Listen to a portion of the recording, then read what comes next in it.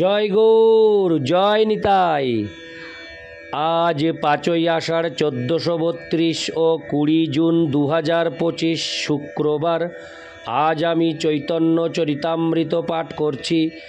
আজ আমি পাঠ করছি চৈতন্য চরিতামৃতের মধ্যলীলা প্রথম খণ্ড, চতুর্থ পরিচ্ছেদ, শ্রীল মানবেন্দ্র পুরীর ভগবদ ভক্তির শ্লোক 135 থেকে 146। নারায়ণ হে নারায়ণ, ভবভয়হরণম নারায়ণ। শ্লোক 135। এত শুনি পুরী গোসাঙ্গী পরিচয় দিল, ক্ষীর দিয়া পূজারি তারে দণ্ডবত হইল। শ্লোকার্থ: সেই আহ্বান শুনে মাধবেন্দ্র পুরী সেই পূজারীর কাছে এসে তার পরিচয় প্রদান করলেন। পূজারী তখন তাকে সেই ক্ষীর ভাণ্ডটি দিলেন এবং দণ্ডবত হয়ে তাকে প্রণতি নিবেদন করলেন। তাৎপর্য: কাউকে দণ্ডবত প্রণাম করা ব্রাহ্মণের উচিত নয়, কেননা ব্রাহ্মণ হচ্ছেন সর্বশ্রেষ্ঠ বর্ণ। কিন্তু ব্রাহ্মণ যখন কোনো ভক্তকে দেখেন তখন তিনি তাকে দণ্ডবত প্রণতি নিবেদন করেন। এই ব্রাহ্মণ পূজারী মানবেন্দ্র পুরীকে জিজ্ঞাসা করেননি তিনি ব্রাহ্মণ কিনা, কিন্তু যখন তিনি দেখলেন যে মাধবেন্দ্র পুরী হচ্ছেন এমনই এক মহান ভক্ত যে শ্রীকৃষ্ণ নিজে তার জন্য ক্ষীর চুরি করেছেন, তখন তিনি তৎক্ষণাৎ সেই মহাত্মার অতি উন্নত অবস্থা হৃদয়ঙ্গম করতে পেরেছিলেন। শ্রী চৈতন্য মহাপ্রভু বলেছেন, কিবা বিপ্র কিবা নাসি শূদ্র কেনে নয়, যেই কৃষ্ণ তত্ত্ববেত্তা সেই গুরু হয়। চৈতন্য চরিতামৃত 8:128। সেই ব্রাহ্মণ পূজারীটি যদি একজন সাধারণ ব্রাহ্মণ হতেন তাহলে শ্রী গোপীনাথ স্বপ্নে তার সঙ্গে কথা বলতেন না। যেহেতু গোপীনাথ যেহেতু গোপীনাথজি মাধবেন্দ্র পুরী ও ব্রাহ্মণ উভয়ের সঙ্গে স্বপ্নে কথা বলেছিলেন, সেই সূত্রে বোঝা যায় যে তারা দুজনই সমপর্যায়ভুক্ত ভক্ত ছিলেন। কিন্তু মাধবেন্দ্র পুরী যেহেতু ছিলেন একজন বৈষ্ণব সন্ন্যাসী, একজন পরমহংস, তাই সেই পূজারী তৎক্ষণাৎ দণ্ডবত হয়ে তাকে প্রণতি নিবেদন করেছিলেন। ইতি শ্লোক 135। শ্লোক 136। ক্ষীরের বৃত্তান্ত তারে কহিল পূজারী, শুনি প্রেমাবিষ্ট হইল শ্রীমাধব পুরী। শ্লোকার্থ: পূজারী যখন সেই ক্ষীর চুরির বৃত্তান্ত মাধবেন্দ্র পুরীকে শোনালেন, তখন মাধবেন্দ্র পুরী কৃষ্ণ প্রেমে আবিষ্ট হলেন। ইতি শ্লোক 136। শ্লোক 137। প্রেম দেখি সেবক কহে হইয়া বিস্মিত, কৃষ্ণ যে ইহার কৃষ্ণ যে ইহার বশ হয় যথা। হরে কৃষ্ণ। আমি 137 শ্লোকটি আরেকবার পাঠ করছি। প্রেম দেখি সেবক কহে হইয়া বিস্মিত, কৃষ্ণ যে ইহার বশ হয় যথোচিত। শ্লোকার্থ: মাধবেন্দ্র পুরীর কৃষ্ণ প্রেম দর্শন করে পূজারী অত্যন্ত বিস্মিত হলেন। তিনি তখন বুঝতে পারলেন কৃষ্ণ কেন তার প্রতি বশীভূত হয়েছেন এবং তিনি দেখলেন যে শ্রীকৃষ্ণের বশ্যতা করা যথার্থই হয়েছে। তাৎপর্য: ভক্ত ভগবান শ্রীকৃষ্ণকে পূর্ণরূপে বশীভূত করতে পারেন, সে কথা শ্রীমদ্ ভাগবতে 10-14 বিশ্লেষণ করা হয়েছে। অজিত জিতোহ্যপসি তৈস্ত্রীলোক্যাম। শ্রীকৃষ্ণকে কেউ পরাস্ত করতে পারে না, কিন্তু ভক্তির দ্বারা ভক্ত তাকে জয় করতে পারেন। ব্রহ্মসংহিতায় 5:33 বর্ণিত হয়েছে, বেদেষু দুর্লভমাত্ম ভক্তৌ। কেবলমাত্র বৈদিক শাস্ত্র পাঠ করে শ্রীকৃষ্ণকে জানা যায় না।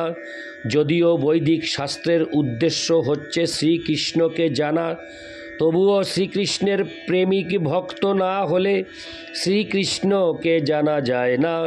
তাই বৈদিক শাস্ত্র সাধ্যায় পাঠ করার সঙ্গে সঙ্গে শ্রী বিগ্রহের আরাধনাও অর্চন বিধি অবশ্য কর্তব্য। তার ফলে ভক্তের হৃদয়ে ভগবদ্ ভক্তির অপ্রাকৃত অনুভূতি বিকশিত হয়। শ্রবণাদি শুদ্ধ চিত্তে করয়ে উদয়। চৈতন্য চরিতামৃত 22:107। ভগবৎ প্রেম সকলের হৃদয়েই সুপ্তভাবে রয়েছে, এবং কেউ যদি ভগবৎ ভক্তির পন্থা অনুশীলন করে তাহলে সেই ভগবৎ প্রেম জাগরিত হয়। কিন্তু জড়বাদী মূর্খেরা যারা কেবল শ্রীকৃষ্ণের লীলা বিলাসের কাহিনী পাঠ করে, ভগবৎ তত্ত্ব যথাযথ না জানার ফলে তারা মনে করে যে শ্রীকৃষ্ণের এই সমস্ত কার্যকলাপ নীতি বিগর্হিত অথবা অপরাধমূলক। ইতি শ্লোক 137, শ্লোক 138। এত বলি নমস্করি করিলা গমন, আবেশে করিলা পুরী শেখীর ভক্ষণ। শ্লোকার্থ। এই বলে সেই পূজারী মাধবেন্দ্র পুরীকে দণ্ডবৎ প্রণতি নিবেদন করে মন্দিরে ফিরে গেলেন। তখন ভগবৎ প্রেমে আবিষ্ট হয়ে মাধবেন্দ্র পুরী শ্রীকৃষ্ণের দেওয়া সেই ক্ষীর প্রসাদ সেবন করলেন। ইতি শ্লোক 138, শ্লোক 139। পাত্র প্রক্ষালন করি খণ্ড খণ্ড কইল, বহির্বাসে বান্ধি সেই ঠিকারি রাখিল। শ্লোকার্থ। তারপর মাধবেন্দ্র পুরী সেই পাত্রটি ধুয়ে সেটি খণ্ড খণ্ড করে তা সযত্নে তার বহির্বাসে বেঁধে রাখলেন।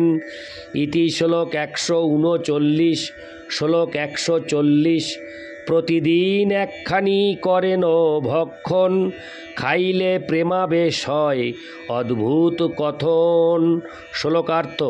প্রতিদিন মাধবেন্দ্র পুরী সেই পাত্রের একটি করে টুকরো ভক্ষণ করতেন এবং তা খেয়ে ভগবৎ প্রেমে আবিষ্ট হতেন। এই সমস্ত কাহিনী অত্যন্ত অদ্ভুত। ইতি শ্লোক 140, শ্লোক 141।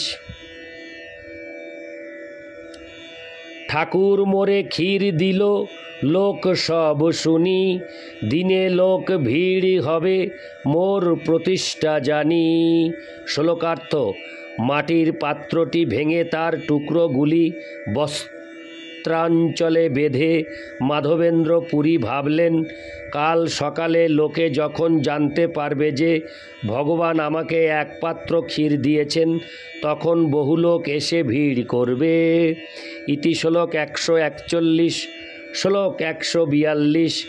সেই ভয়ে রাত্রি শেষে চলিলা শ্রীপুরী, সেইখানে গোপীনাথে হরে কৃষ্ণ দণ্ডবৎ করি। শ্লোকার্থ। সেই কথা ভেবে শ্রী মাধবেন্দ্র পুরী গোপীনাথজিকে সেখানে প্রণতি নিবেদন করে ভোর হওয়ার আগেই সেখান থেকে পুরীর দিকে যাত্রা করলেন। ইতি শ্লোক 142, শ্লোক 143। চলি চলি আইলা পুরী শ্রী নীলাচল, জগন্নাথ দেখি হইলা প্রেমেতে বিহ্বল। শ্লোকার্থ। চলতে চলতে অবশেষে মাধবেন্দ্র পুরী শ্রী জগন্নাথ পুরীতে উপস্থিত হলেন এবং সেখানে শ্রী জগন্নাথ দেবকে দর্শন করে তিনি ভগবৎ প্রেমে বিহ্বল হলেন। ইতি শ্লোক 143, শ্লোক 144। প্রেমাবেশে উঠে পড়ে হাসে নাচে গায়, জগন্নাথ দর্শনে মহাসুখ পায়। শ্লোকার্থ: ভগবৎ প্রেমে আবিষ্ট হয়ে মাধবেন্দ্র পুরী কখনো উঠে দাঁড়ালেন, কখনো মাটিতে পড়ে গেলেন, কখনো তিনি হাসলেন, নৃত্য করলেন এবং গান গাইলেন। এভাবেই জগন্নাথ দেবকে দর্শন করে তিনি মহানন্দে মগ্ন হলেন। ইতি শ্লোক 144, শ্লোক 145। মাধবপুরী শ্রীপাদ আইল, লোকে হইল খ্যাতি, সব লোক আসি তারে করে বহু ভক্তি। শ্লোকার্থ: শ্রী মাধবেন্দ্র পুরী নীলাচলে এসেছেন এবং তার খ্যাতি চতুর্দিকে ছড়িয়ে পড়ল, তাই বহু লোক তখন তার কাছে এসে তাকে তাদের সকল প্রকার শ্রদ্ধা নিবেদন করতে লাগল। ইতি শ্লোক 145, শ্লোক 146। প্রতিষ্ঠার স্বভাব এই জগতে বিদিত, যে না বাঞ্ছে তার হয় বিধাতা নির্মিত। শ্লোকার্থ: এটি হচ্ছে প্রতিষ্ঠার স্বভাব।